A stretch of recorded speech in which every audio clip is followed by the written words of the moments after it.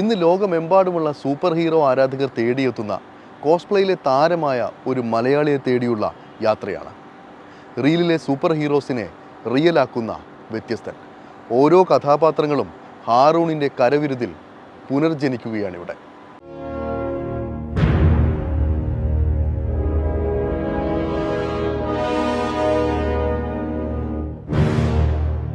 What do we do, Cam? We fight. This is gonna end well.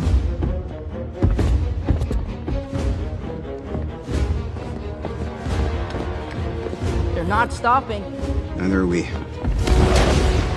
ഷാർജയിലെ ഈ വീടിൻ്റെ ഒരു ഭാഗത്തുള്ള ഗാരേജിൽ പിറക്കുന്നത് സാക്ഷാൽ സൂപ്പർ ഹീറോകളാണ്. വെറുതെ പറയുന്നതല്ല. സിനിമയെ വെല്ലുന്ന തരത്തിൽ Iron Man, Spiderman, Spawn, Monster Hunter തുടങ്ങിയ സൂപ്പർ താരനിരയെല്ലാം നെഞ്ചു വിരിച്ച് നിവർന്നു നിൽക്കുകയാണിവിടെ. കാലെടുത്ത് വെച്ചാൽ ഒറ്റ നോട്ടത്തിൽ മറ്റൊരു ലോകത്തെത്തിയ അവസ്ഥ. കഥാപാത്രങ്ങളുടെ ഒറിജിനൽ ലുക്ക് തോറ്റുപോകുന്ന അത്ര പെർഫെക്ഷനോടെ ഇവിടെ ഒരു മലയാളി മിടുക്കൻ സ്വന്തം കൈകൊണ്ട് സൂപ്പർ ഹീറോകളെ നിർമ്മിക്കുകയാണ്. ഇത് ഹാറൂണിൻ്റെ അത്ഭുത ലോകം.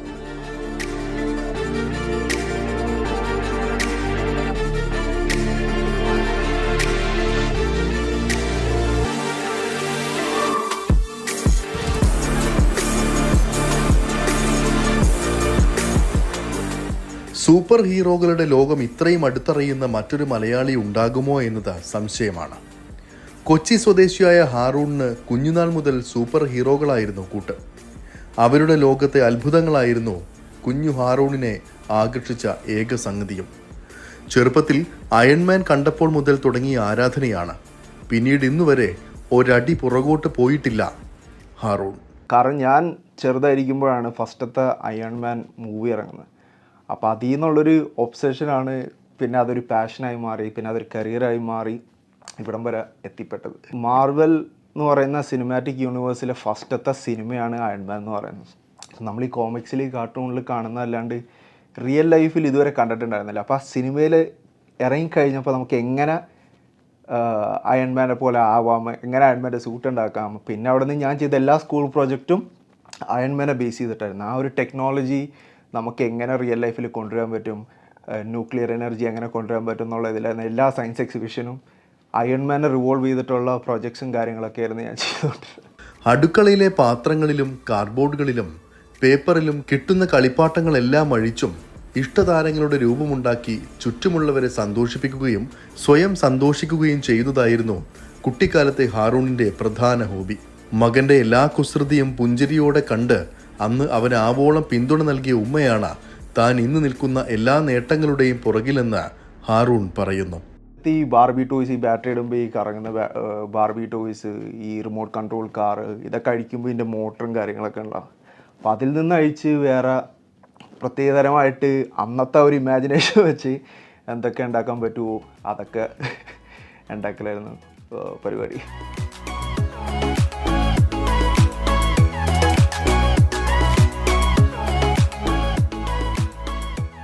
ആദ്യകാലങ്ങളിൽ ഒരു കുട്ടിയുടെ കൗതുകം എന്നതിനപ്പുറം ആരും ഹാറൂണിൻ്റെ സൂപ്പർ ഹീറോ സ്നേഹത്തെ കണ്ടിരുന്നില്ല എന്നതാണ് സത്യം. പിന്നീട് സ്കൂൾ കാലഘട്ടം കഴിഞ്ഞ് കോളേജിലെത്തിയപ്പോഴും മറ്റുള്ളവർ എന്തു പറഞ്ഞാലും തൻ്റെ ജീവിതത്തിലുടനീളം സൂപ്പർ ഹീറോകളോടുള്ള സ്നേഹം വിട്ടുകളയാൻ തയ്യാറല്ല എന്ന് ഹാറൂൺ ഉറപ്പിച്ചിരുന്നു.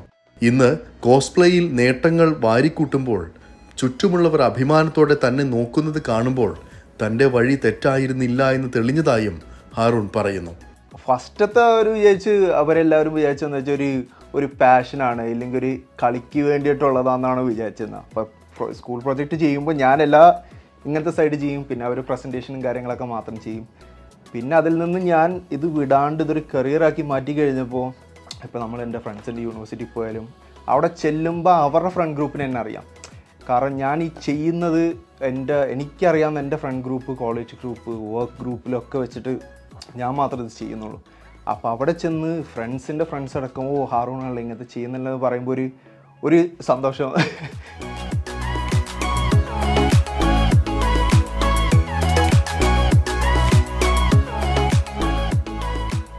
ഓരോ സൂപ്പർ ഹീറോകളുടെയും രൂപവും അതിന് തനിമയും ഭാവവും ഒട്ടും ചോർന്നു പോകാതെ സ്വയം നിർമ്മിക്കുകയാണ് ഇന്ന് ഈ മിടുക്കൻ. അധികമാരും ചെയ്യാത്ത പ്രവൃത്തി.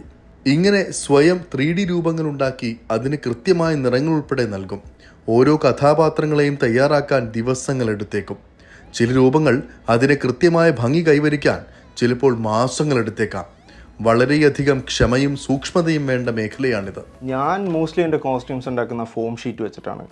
ഞാൻ ഫോം ഷീറ്റ് ഉപയോഗിക്കുന്നത് ഒന്ന് ലൈറ്റ് വെയിറ്റ് ആണ്, രണ്ടാമത് ചീപ്പാണ്. ഇപ്പോൾ ഒരു 8 അടി സൈസുള്ള കോസ്റ്റ്യൂംസ് ഒക്കെ ഉണ്ടാക്കാൻ നമ്മൾ ഫോം ഷീറ്റ് ഉപയോഗിക്കുമ്പോൾ നമുക്ക് കോസ്റ്റും കാര്യങ്ങളൊക്കെ ലെസ്സാണ്. ക്യാരക്ടർ ഉണ്ടാക്കുന്ന പ്രോസസ്സ് എന്ന് പറയുമ്പോൾ ഫസ്റ്റ് റെഫറൻസ് പിക്ചേഴ്സാണ്. മാക്സിമം എത്രത്തോളം ഒരു ക്യാരക്ടേഴ്സിൻ്റെ റെഫറൻസസ് കിട്ടാൻ പറ്റുമോ, സൈഡിലുള്ള ഫോട്ടോ, ബാക്കിലെ ഫോട്ടോ, സൂംഡിൻ്റെ ആയിട്ടുള്ള ഡീറ്റെയിൽസിൻ്റെ ഫോട്ടോ, ആദ്യം റെഫറൻസ് കണ്ടുപിടിക്കലാണ്. പിന്നെ 3D മോഡൽ ഉണ്ടാക്കലാണ്. അപ്പോൾ ഒരു ക്യാരക്ടറിൻ്റെ 3D മോഡൽ ഉണ്ടാക്കി അതിൽ നിന്നാണ് ഞാൻ പാറ്റേൺസ് ഉണ്ടാക്കുക. അത് 2D പാറ്റേൺസ് ആയിട്ട് എടുത്ത് അത് പ്രിൻ്റ് ചെയ്ത് ആ പാറ്റേൺസാണ് ഫോമിലോട്ട് ട്രാൻസ്ഫർ ചെയ്യുന്നത്. പിന്നെ ഫോം കട്ട് ചെയ്തെടുത്ത് ഒട്ടിച്ച് വരുമ്പോഴാണ് ആ 3D മോഡൽ എങ്ങനെയെന്ന് വെച്ച് കഴിഞ്ഞാൽ 2D പാറ്റേൺ ഉപയോഗിച്ച് ഫോം ഒട്ടിച്ച് ഫോം ചെയ്തിട്ട് 3D കോസ്റ്റ്യൂംസ് ആക്കി മാറ്റുക. പിന്നെ അവിടുന്ന് സീൽ ചെയ്യുക, സാൻഡിങ്, പെയിൻറ്റിങ്, ലൈറ്റ്, സ്മോക്ക്, അത് ഓരോ കോസ്റ്റ്യൂമിൻ്റെ ഭാഗം അനുസരിച്ചിട്ടുള്ള പ്രോസസ്സാണ്.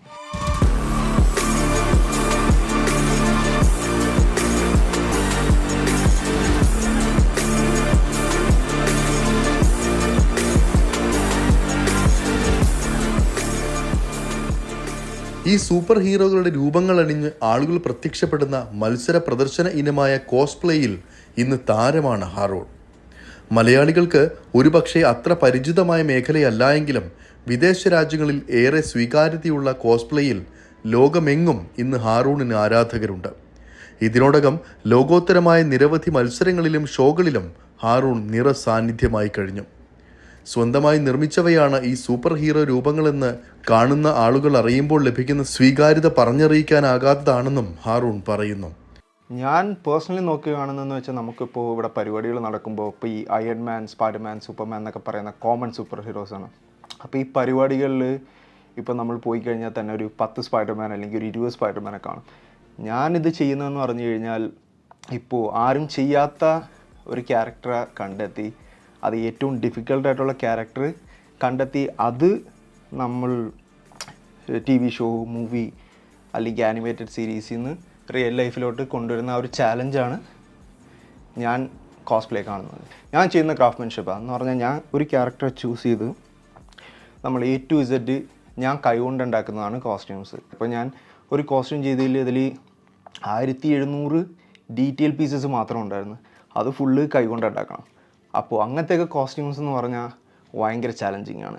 അതുകൂടാണ് നമ്മളിപ്പോൾ ഒരു സിമ്പിൾ ക്യാരക്ടർ ചൂസ് ചെയ്ത് കഴിഞ്ഞാൽ നമുക്ക് അതിൻ്റെ യൂണിഫോം അല്ലെ തുണി തയ്ച്ച് ഇടാനായിട്ട് സിമ്പിളായിട്ടുള്ളൊരു ഇതും അവൈലബിൾ ആണ്, ഓപ്ഷൻ അവൈലബിൾ ആണ്. ഇതിനെക്കുറിച്ച് അറിയാത്തവർക്ക് കൗതുകമാണ് ഇത് എന്താണ്. കാരണം ഇതിനെക്കുറിച്ച് ആർക്കും ഒരു ഐഡിയ ഇല്ല. അപ്പോൾ എല്ലാവരും വിചാരം ഞാനത് മേടിച്ചിട്ട് ഇട്ടിട്ട് നമ്മൾ പരിപാടിക്ക് പോകുന്നതാണ്. അപ്പോൾ എല്ലാവരുടെ അടുത്തും ഇത് കൈകൊണ്ട് ഉണ്ടാക്കുന്നതെന്ന് പറയുമ്പോൾ അവരുടെ റിയാക്ഷൻ കാണുന്നത് ഒരു പ്രത്യേക സന്തോഷമാണ്.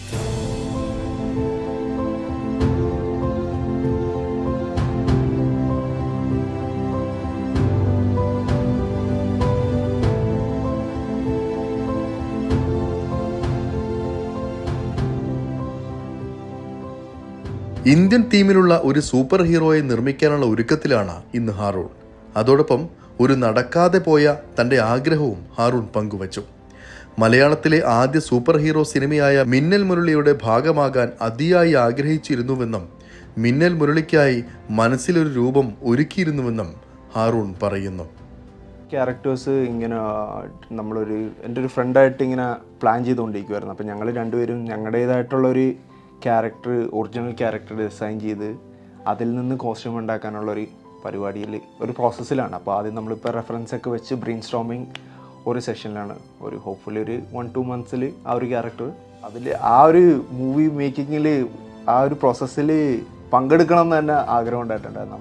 നമ്മൾ മലയാളികളുടെ ഇടയിൽ ഫസ്റ്റ് ഒരു സൂപ്പർ ഹീറോ മൂവി ഇറങ്ങുമ്പോൾ നമ്മൾ ചെയ്യുന്ന ഒരു കലയെ പ്രസൻറ്റ് ചെയ്യുമ്പോൾ അത് വല്ലാത്തൊരു സന്തോഷം തന്നെ ഉണ്ടായിട്ടുണ്ടായിരുന്നു. മെയിൻ എന്ന് പറഞ്ഞാൽ ഞാൻ ആർമർ വർക്കാണ്. മിന്നൽ മുരളിലെ കോസ്റ്റ്യൂം എനിക്ക് ഉണ്ടാക്കാം, പക്ഷേ എനിക്ക് മെയിൻ ഫോക്കസ്ഡ് ആയിട്ടുള്ളത് ഇപ്പോൾ മിന്നൽ മുരളിലൊരു ആർമർ ഉള്ളൊരു വേർഷൻ ഉണ്ടാക്കാൻ പറഞ്ഞാൽ എനിക്ക് അതിനോടായിരിക്കും കൂടുതൽ താല്പര്യം. നമുക്ക് കുറച്ചുകൂടി ക്രിയേറ്റീവായിട്ട് ആർമർ വേർഷൻ ചെയ്യുമ്പോൾ കുറച്ചുകൂടി ഡീറ്റെയിൽസും കുറച്ചുകൂടി നമ്മുടെ മിന്നൽ മുരളിയുടെ എമ്മും കാര്യങ്ങളൊക്കെ റെപ്രസെൻറ്റ് ചെയ്ത് കുറച്ചുകൂടി ബ്യൂട്ടിഫുള്ളായിട്ട് ചെയ്യാൻ പറ്റും ആർമർ വേർഷനിൽ.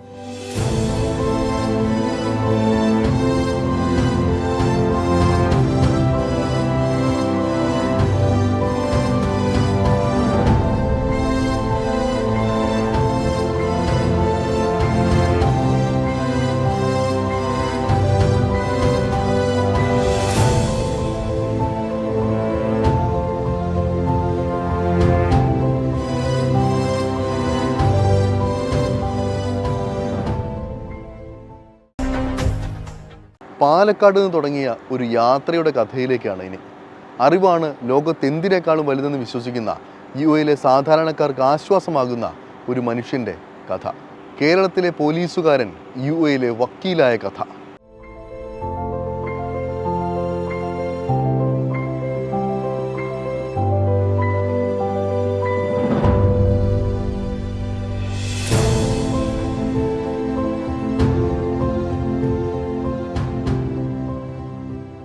എട്ടാം ക്ലാസ്സിൽ പഠിക്കുമ്പോൾ അധ്യാപകൻ ആരാകാനാണ് ആഗ്രഹമെന്ന് ചോദിച്ചപ്പോൾ തൗഫീഖ് ബസ്സിലെ ഡ്രൈവർ ആവാനാണെന്ന് പറയാൻ അബ്ദുൽ ഹക്കീമിന് ഒരു സംശയവുമില്ലായിരുന്നു. താൻ ജീവിക്കുന്ന ആ നാടിനപ്പുറം മറ്റൊരു ലോകമുണ്ടാകുമെന്നുള്ള ചിന്ത പോലും അന്ന് ഹക്കീമിനില്ലായിരുന്നു എന്നതാണ് സത്യം. അങ്ങനെ മുന്നോട്ട് പോയ ഹക്കീം 10ാം തരത്തിൽ പരാജയപ്പെട്ടപ്പോഴും കാര്യമായി വിഷമിച്ചില്ല.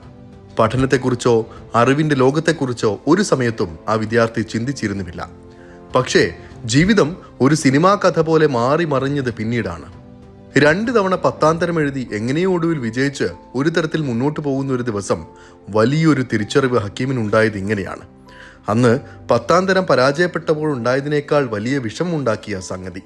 രണ്ടാമത്തെ പ്രാവശ്യവും 10ാം ക്ലാസ് എഴുതി വീണ്ടും പരാജയമായിരുന്നു ഫലം. പിന്നെ അത് കഴിഞ്ഞ് ഞാൻ ഈ പണികളിലൊക്കെ മുഴുകി. ഒരു ദിവസം എനിക്ക് എന്താണ് എൻ്റെ അനുഭവം എന്ന് ഓർമ്മിക്കുകയാണെങ്കിൽ, ഒരുപക്ഷെ ഞാൻ അന്ന് സ്കൂളിൽ ജ്യേഷ്ഠൻ്റെ സ്കൂളിൽ പോണ സമയത്ത് അന്ന് അവിടുത്തെ മാനേജർ ആരോ ഉണ്ടായിരുന്നു. അവർ അന്ന് ലീവായിരുന്നു. അപ്പോൾ ഒരു കുട്ടിക്ക് ഫീസ് റെസിപ്റ്റ് എഴുതാൻ വേണ്ടിയിട്ട് എൻ്റെ അടുത്ത് അവിടുത്തെ ഒരു ടീച്ചർ പറഞ്ഞു. അപ്പം അങ്ങനെ ഞാൻ ഫീസ് റെസിപ്റ്റ് എഴുതിയപ്പോൾ എഴുതുന്ന സമയത്ത് എനിക്ക് ആകെ ഒരു കൺഫ്യൂഷൻ, ഇത് എഴുതാൻ കിട്ടണില്ല, അല്ലെങ്കിൽ എനിക്കറിവില്ല, അതാണ് കാരണം. അങ്ങനെ എനിക്ക് മനസ്സിലാക്കി കഴിഞ്ഞ ശേഷം വളരെ വിഷമം തോന്നി. എങ്ങനെയെങ്കിലും പാസ്സാവണം, അല്ലെങ്കിൽ 10ാം ക്ലാസ് പാസ്സാവണം എന്നുള്ളൊരു ആഗ്രഹം വന്നു. ആ തിരിച്ചറിവ് നൽകിയ ഊർജം ചെറുതായിരുന്നില്ല. ജീവിതത്തെ അടിമുടി മാറ്റിമറിച്ചു ആ സംഭവം. പിന്നീട് അറിവ് നേടാനുള്ള യാത്രയായിരുന്നു ഹക്കീമിന്റെ ജീവിതം മുഴുവൻ. ബിരുദം പൂർത്തിയാക്കുന്നതിന് മുൻപ് തന്നെ പോലീസ് സർവീസിലേക്ക് ജോലിയും ലഭിച്ചു. ഔദ്യോഗിക ജീവിതം ആരംഭിക്കാൻ തുടങ്ങി. ബിരുദം പൂർത്തിയാക്കാൻ കഴിയാത്തതിലെ വിഷമം ഒരു ഭാഗത്തുണ്ടായിരുന്നു.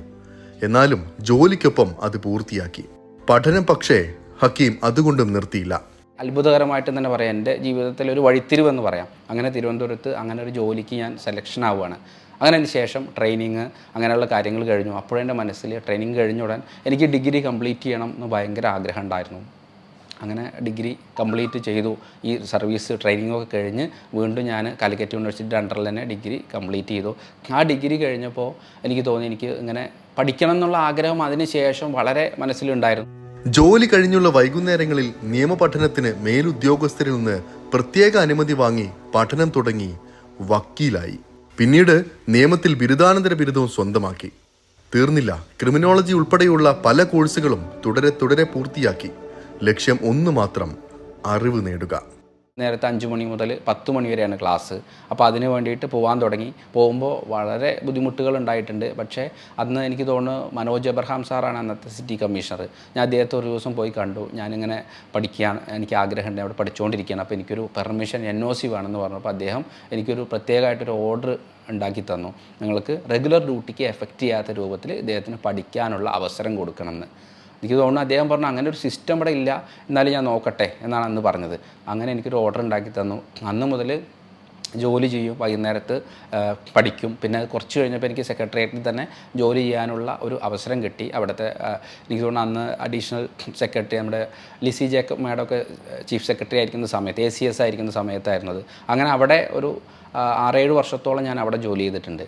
പിന്നെ അതിന് ശേഷം അങ്ങനെ അവിടെ നിന്ന് ജോലിയോടൊപ്പം തന്നെ പഠിച്ചിട്ട് അത് LLB കംപ്ലീറ്റ് ചെയ്തു. പിന്നെ വീണ്ടും നിയമത്തിൽ തന്നെ PG എടുക്കണം. പഠിച്ച അറിവുകൾ പ്രായോഗിക തലത്തിലേക്ക് കൊണ്ടുവരാനാകുന്നില്ല എന്നുള്ള വിഷമമായിരുന്നു പിന്നീട് ഹക്കീമിന്. അങ്ങനെ ഹക്കീം ദുബായിലേക്ക് വിമാനം കയറി. ഇതുവരെ അറിയാത്ത സ്ഥലം, പുതിയ ലോകം, പുതിയ കാഴ്ച, പുതിയ അനുഭവം. പക്ഷെ അവിടെയും അറിവ് സമ്പാദിച്ച് മുന്നേറാൻ തന്നെയായിരുന്നു അഡ്വക്കേറ്റ് ഹക്കീമിന്റെ തീരുമാനം. അങ്ങനെ ഒരു സ്വദേശിക്ക് കീഴിൽ ലീഗൽ റിസർച്ചറായി അഡ്വക്കേറ്റ് ഹക്കീം പരിശീലനം ആരംഭിച്ചു. ആ സമയത്ത് ശരിക്കും പറഞ്ഞാൽ ഞാൻ കുറേ പഠിച്ചു, പക്ഷെ എനിക്കൊന്നും അത് പ്രയോഗിക്കാൻ കഴിയുന്നില്ല, ഒരു അവസരം കിട്ടുന്നില്ല എന്നുള്ളൊരു ചിന്തയുണ്ടായിരുന്നു. ഞാൻ 2011 തോന്നുന്നു എനിക്ക് എസ്ഐയുടെ ഇത് റിട്ടേൺ പാസ്സായി. അങ്ങനെ അതിനകത്ത് ഫിസിക്കൽ ടെസ്റ്റിന് വേണ്ടിയിട്ട് 2011 എനിക്ക് മെഡിക്കൽ കോളേജ് ഗ്രൗണ്ടിൽ കിട്ടിയിട്ടുണ്ടായിരുന്നു അവസരം. അത് കിട്ടിയ ശേഷം പിന്നെ അതിനു വേണ്ടിയുള്ള കാത്തിരിപ്പായിരുന്നു. ആ സമയത്ത് എനിക്ക് വല്ലാതെ ഒരു ഇത് തോന്നി. കാരണം ഞാൻ പഠിച്ചതനുസരിച്ച് എനിക്കൊന്നും കിട്ടിയില്ല, അപ്പോൾ എന്തെങ്കിലുമൊക്കെ ചെയ്യണം എന്ന് തോന്നി. അപ്പോൾ അങ്ങനെയാണ് നമ്മുടെ ഒരു സുഹൃത്ത്, ഒരു റിയാസ് എന്ന് പറഞ്ഞിട്ടൊരു ആലപ്പുഴയുള്ള ഒരാളുണ്ട്, അദ്ദേഹം ഒരു ഫൈസൽ അസീസ് എന്നൊക്കെ പറഞ്ഞ അദ്ദേഹത്തിൻ്റെ ഒരു ആളുണ്ട്. അങ്ങനെ അവർ വഴി നമ്മളൊരു പരിശ്രമത്തിൻ്റെ ഭാഗമായിട്ട് വളരെ യാദൃശ്ചികമായിട്ട് വേറൊരു മേഖലയിലേക്ക് എന്ന് പറഞ്ഞിട്ട് എത്തിപ്പെടുമായിരുന്നു. ഇതുവരെ നേരിട്ടതിലും കഠിനമായ അനുഭവങ്ങളായിരുന്നു പിന്നീടുള്ള കാലം അത്രയും. സാധാരണ പ്രവാസികളുടെ ജീവിതത്തിലേക്ക് നേരിട്ടിറങ്ങിയുള്ള പ്രവർത്തനമായിരുന്നു പിന്നീട്. സാധാരണ പ്രവാസികളുടെ പ്രധാനപ്പെട്ട പ്രശ്നം ഈ നാട്ടിലെ നിയമങ്ങളെക്കുറിച്ചുള്ള അറിവില്ലായ്മയാണെന്ന തിരിച്ചറിവ് സാധാരണ തൊഴിലാളിയിലേക്ക് വരെ നിയമപരിജ്ഞാനം എത്തിച്ചു നൽകേണ്ടതിന്റെ പ്രാധാന്യം ഹക്കീമിന് മനസ്സിലാക്കി നൽകി. പിന്നീട് അങ്ങോട്ട് അഡ്വക്കേറ്റ് ഹക്കീമിന്റെ ഒറ്റയാൾ പോരാട്ടമായിരുന്നു. ലേബർ ക്യാമ്പുകളിലൂടെയും സാധാരണ തൊഴിലാളികൾക്കിടയിലൂടെയും അങ്ങനെ തന്നാലാകുന്ന ഇടങ്ങളിലെല്ലാം ഈ മനുഷ്യൻ സാധാരണക്കാരുടെ പ്രശ്നങ്ങളിലേക്ക് ഇറങ്ങിച്ചെന്ന് അവരെ പൊതുജീവിതത്തിലേക്ക് കൈപിടിച്ചുയർത്തി, അതും പ്രതിഫലേച്ഛ കൂടാതെ. മനസ്സിലാക്കിയിടത്തോളം പല പ്രവാസികളും പല കഥകൾ പറയുമ്പോൾ അതിലൊക്കെ അവർക്ക് സംഭവിച്ചിട്ടുള്ളത് അവരുടെ ഒരു അറിവില്ലായ്മ അല്ലെങ്കിൽ അവരുടെ നിഷ്കളങ്കത ആണ് ഈ പലതരത്തിലുള്ള ചൂഷണങ്ങൾക്കും പ്രശ്നങ്ങളിലും അവരെ എത്തിച്ചേർക്കപ്പെട്ടിട്ടുള്ളത്. അപ്പോൾ അതിനു വേണ്ടി അവരെ ബോധവൽക്കരിക്കലാണ് ഏറ്റവും പ്രധാനം എന്നുള്ളത് എനിക്ക് മനസ്സിലായി. ചുരുക്കത്തിൽ ഒരു കേസിനെ കുറിച്ച് അവരെ ബോധവാന്മാരാക്കുക, അവരെ ഈ കേസ് എങ്ങനെയാണ് നിങ്ങൾ ഡീൽ ചെയ്യേണ്ടത്. ഇപ്പോൾ ഒരു ലേബർ കേസൊക്കെ ആണെങ്കിൽ അതിൽ പലതും നമുക്ക് കിട്ടാത്ത അവകാശങ്ങളെക്കുറിച്ച് പറയാൻ മാത്രമേ നമ്മുടെ ജോലിയുള്ളൂ. പക്ഷേ അത് ഇവിടെ എഴുതി കൊടുക്കേണ്ടതായിട്ട് വരും. നമ്മൾ വാഗ്വാദങ്ങൾ അല്ലെങ്കിൽ അങ്ങനെയുള്ളത് ഇവിടെ കുറവാണ്. അപ്പോൾ നമ്മൾ ഡ്രാഫ്റ്റ് ചെയ്ത് കൊടുക്കാനാണ് അവർക്ക് ആവശ്യം. അപ്പോൾ അറബിയിൽ അത് എഴുതുന്നതിന് വേണ്ട ആളുകളെ നമ്മൾ തയ്യാറാക്കി കൊടുക്കും. അങ്ങനെയുള്ള സഹായങ്ങൾ നമ്മൾ ചെയ്തു കൊടുക്കുക. മറ്റൊരു രാജ്യത്താണെന്നും അവിടുത്തെ നിയമങ്ങളെ ബഹുമാനിക്കുകയും ചെയ്യുക എന്നുള്ളതാണ് പ്രാഥമികമായി ഓരോരുത്തരും മനസ്സിലാക്കേണ്ട സംഗതിയെന്നും ഹക്കീം പറയുന്നു. വഴിയറിയാത്ത സ്ഥലത്തേക്ക് ചോദിച്ച് പോകുന്നത് പോലെ ജീവിക്കുന്ന നാടിന്റെ നിയമത്തെക്കുറിച്ച് ബോധവാന്മാരാവുക എന്നുള്ളതാണ് ആദ്യം ചെയ്യേണ്ടതെന്ന് ഹക്കീം പറയുന്നു. ഏറ്റവും കൂടുതൽ ആദ്യം മനസ്സിലാക്കേണ്ടത് നമ്മളൊരു വേറൊരു രാജ്യത്താണ് ജീവിക്കുന്നത്, നമ്മളെ ജീവിത മാർഗമായിട്ട് വന്നതാണ്. അപ്പോൾ പല കേസുകളിലും നമുക്ക് നമ്മുടെ നാട്ടിലെ പോലെയുള്ള രീതികൾ നമ്മളിവിടെ തുടരാനായിട്ട് പാടില്ല. ചില അബദ്ധങ്ങൾ സംഭവിക്കാം, പക്ഷേ അറിഞ്ഞുകൊണ്ട് നമ്മൾ അബദ്ധങ്ങൾ സംഭവിക്കാനുള്ള വഴി നമ്മൾ ഉണ്ടാക്കരുത്. നമ്മളെല്ലാവരും പലതരം പ്രശ്നങ്ങളിലൂടെ ജീവിക്കുന്ന ആളുകളാണ്. നമ്മൾക്കൊക്കെ ഓരോ വികാരങ്ങളുണ്ട്. നമ്മുടെ ഫീലിങ്സൊക്കെ നമ്മൾ പരിമിതികൾ വെച്ച് നമ്മുടെ കയ്യിലെ മിസ്റ്റേക്ക് കൊണ്ട് നമ്മൾ അബദ്ധങ്ങൾ സംഭവിക്കാതിരിക്കാൻ ശ്രദ്ധിക്കണം. അറിവില്ലായ്മയാണ് ഏറ്റവും കൂടുതൽ ഇത് നമ്മൾ പ്രശ്നങ്ങളിലേക്ക് എത്തിച്ചിട്ടുള്ളത്. അപ്പോൾ ലീഗൽ അവയർനെസ് നമ്മൾ ഒരു രാജ്യത്ത് പോകുമ്പോൾ ഉണ്ടാക്കണം. നമ്മളൊരു എവിടെ അറിയാത്തൊരു സ്ഥലത്തേക്ക് പോകുമ്പോൾ നമ്മൾ ആ വഴി യാത്ര ചോദിച്ച് നമ്മൾ പോകാറുണ്ട്. അതുപോലെ തന്നെ ആയിരിക്കണം ഒരു രാജ്യത്ത് ജീവിക്കുമ്പോൾ അവിടെ നമ്മൾ പുതിയ കാര്യങ്ങൾ, ഇപ്പോൾ ഒരു ലേബർ കോൺട്രാക്റ്റിൽ ഏർപ്പെടുമ്പോൾ നിർബന്ധമായിട്ട് ആ കോൺട്രാക്റ്റ് വായിച്ചു നോക്കണം. ഇന്ന് കണ്ടുവരുന്നത് സാധാരണക്കാരായിട്ടുള്ള ഭൂരിഭാഗം ആളുകളും, ഈവൻ ഡിഗ്രി കംപ്ലീറ്റ് ചെയ്തിട്ടുള്ള എഞ്ചിനീയർമാരായിട്ടുള്ള ആളുകൾ പോലും ആ കോൺട്രാക്റ്റ് വായിച്ചു നോക്കാതെ അവസാന പേജ് മാത്രം ഒപ്പിട്ട് കൊടുത്തു, അതുകൊണ്ട് എനിക്ക് അബദ്ധം പറ്റിയെന്ന് പറയുന്ന ആൾ. ക്രെഡിറ്റ് കാർഡ് പ്രശ്നങ്ങളിലും ലോൺ പ്രശ്നങ്ങളിലും വാടക കുടിശ്ശിക കേസുകളിലും ഉൾപ്പെടെ മലയാളികൾ നേരിടുന്ന പ്രധാന പ്രശ്നങ്ങളുടെ മുഴുവൻ ഉത്തരം സ്വയം അറിവ് സമ്പാദിക്കുക എന്ന ചിന്ത പ്രാവർത്തികമാക്കിയാൽ ഇല്ലാതാകുമെന്ന് അഡ്വക്കേറ്റ് ഹക്കീം തന്റെ അനുഭവങ്ങളിലൂടെ പറയുന്നു. ഇന്ന് സമൂഹ മാധ്യമങ്ങളിലൂടെ അടക്കം ആയിരക്കണക്കിന് ആളുകൾക്കാണ് അഡ്വക്കേറ്റ് ഹക്കീം സഹായമാകുന്നത്. തന്റെ സഹജീവികളിലേക്ക് പകരാനായില്ല എങ്കിൽ താൻ നേടിയ അറിവ് കൊണ്ട് എന്ത് പ്രയോജനമെന്ന് പുഞ്ചിരിയോടെ ചോദിക്കും ഹക്കീം. അതുതന്നെയാണ് യുഎയിലെ സാധാരണ പ്രവാസികളുടെ നിയമപ്രതിസന്ധികളിൽ അവസാന വാക്കായി ഈ മനുഷ്യൻ മാറുന്നതും. ഇനി കുവൈറ്റിലേക്കാണ് യാത്ര. കുവൈറ്റിൽ ഒരു മുത്തുവാരൽ ഫെസ്റ്റിവൽ നടക്കുകയാണ്. എന്താണെന്നല്ലേ, കാണാം.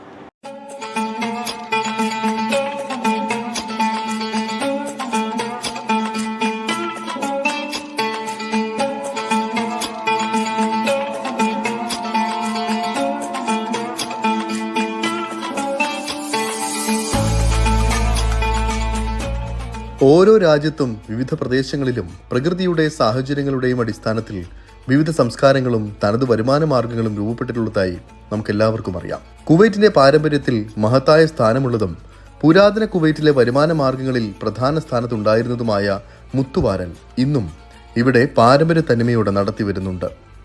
ഓഗസ്റ്റ് മാസത്തിലാണ് മുത്തുവാരൽ ഫെസ്റ്റിവൽ സംഘടിപ്പിക്കപ്പെടുന്നത്. ഓയിലിന്റെ ആവിർഭാവത്തോടെ വരുമാന സ്രോതസ് എന്ന നിലയിലുള്ള പ്രവർത്തനങ്ങൾ പതുക്കെ നിന്നുപോയെങ്കിലും തങ്ങളുടെ മഹിതമായ പാരമ്പര്യത്തെ പുതിയ തലമുറയ്ക്ക് പകർന്നു നൽകുന്നതിനായി വർഷം തോറും മുത്തുവാരൽ ഉത്സവം സംഘടിപ്പിക്കപ്പെടുന്നുണ്ട്. ആധുനിക സാങ്കേതികവിദ്യയും ഡൈവിംഗ് ഉപകരണങ്ങളും ഇല്ലാത്ത കാലത്ത് വളരെ ദുഷ്കരമായിരുന്നു മുത്തുവാരൽ. ഓയിൽ കണ്ടുപിടിക്കപ്പെടുന്നതിന് ആയിരക്കണക്കിന് വർഷങ്ങൾക്ക് മുൻപ് കുവൈറ്റിൽ ആദ്യ മുത്ത് ലഭിച്ചു എന്നാണ് ചരിത്ര രേഖകളിൽ കാണുന്നത്. വളരെ തിളക്കമുള്ള മുത്താണ് ലഭിച്ചിരുന്നത് എന്നതിനാൽ തന്നെ കുവൈറ്റിന്റെ മുത്തിന് വിപണിയിൽ വലിയ പ്രാധാന്യം ലഭിച്ചിരുന്നുവെന്നും ചരിത്രരേഖകൾ പറയുന്നുണ്ട്. എണ്ണ ഉൽപാദനം കുതിച്ചുയർന്നപ്പോൾ മുത്തുകളെ ആശ്രയിക്കുന്നത് കുറഞ്ഞു. കുവൈറ്റിൽ സർക്കാർ നിയന്ത്രണത്തിലുണ്ടായിരുന്ന മുത്തുച്ചിപ്പി മാർക്കറ്റ് 2000-ൽ അടച്ചുപൂട്ടി. അമീറിന്റെ രക്ഷാകർതൃത്വത്തിൽ ഇന്ന് കുവൈറ്റ് യുവാക്കൾക്കിടയിൽ ഈ പാരമ്പര്യം ഓർമ്മിപ്പിക്കാനായി മുത്തുവാരൽ ഉത്സവം സംഘടിപ്പിക്കപ്പെടുന്നുണ്ട്. 100 കണക്കിന് കുവൈറ്റ് പുരുഷന്മാരാണ് പേൾ ഡൈവിംഗ് പര്യവേഷണങ്ങൾക്ക് പുറപ്പെടുന്നത്. കഴിഞ്ഞ 3 വർഷമായി പേൾ ഡൈവിംഗ് ഫെസ്റ്റിവൽ എന്ന പേരിലാണ് പരിപാടി നടക്കുന്നത്.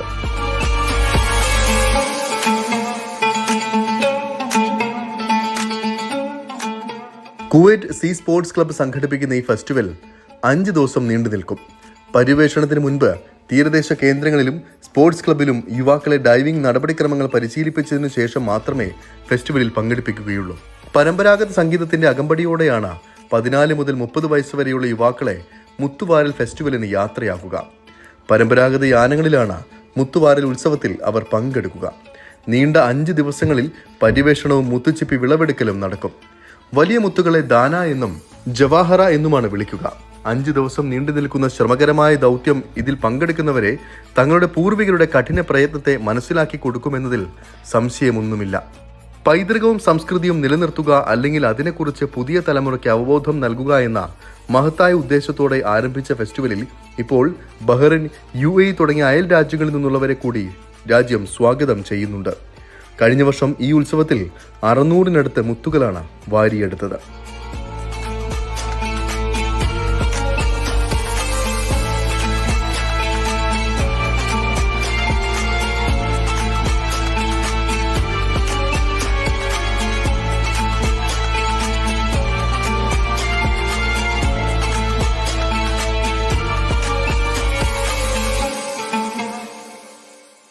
അറേബ്യ ദിസ് വീക്കിന് ഈ ഒരു അധ്യായം ഇവിടെ പൂർണ്ണമാവുകയാണ്. അറേബ്യൻ നാടുകളിലെ കൂടുതൽ കൗതുക കാഴ്ചകളും വിശേഷങ്ങളുമായി അറേബ്യ ദിസ് വീക്ക് അടുത്തയാഴ്ച ഇതേ സമയം ഇതേ ദിവസം. നമസ്കാരം.